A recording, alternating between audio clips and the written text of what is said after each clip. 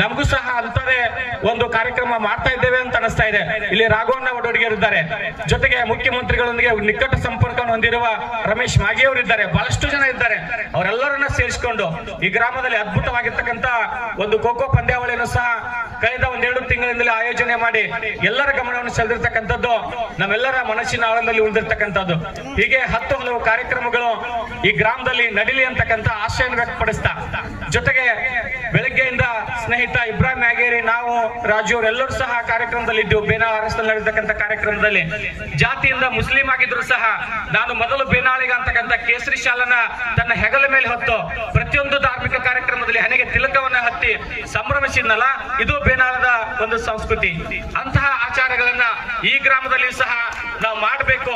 ನಾನು ನನ್ನ ಮನೆಯಲ್ಲಿ ಮುಸ್ಲಿಮ, ನಾನು ನನ್ನ ಮನೆಯಲ್ಲಿ ಕ್ಷತ್ರಿಯ, ನಾನು ನನ್ನ ಮನೆಯಲ್ಲಿ ಕುರುಬ, ನನ್ನ ಆಚರಣೆಗಳು ನನ್ನ ಮನೆಯಲ್ಲಿ ಇರಲಿ.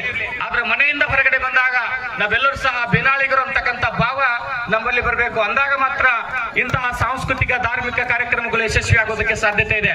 ನಾನು ಹಿಂದೂ ಮುಸ್ಲಿಮರ ಕಾರ್ಯಕ್ರಮದಲ್ಲಿ ಪಾಲ್ಗೊಳ್ಳೋದಿಲ್ಲ ಅಂತಲ್ಲ, ನಾನು ಮುಸ್ಲಿಮ ಹಿಂದೂ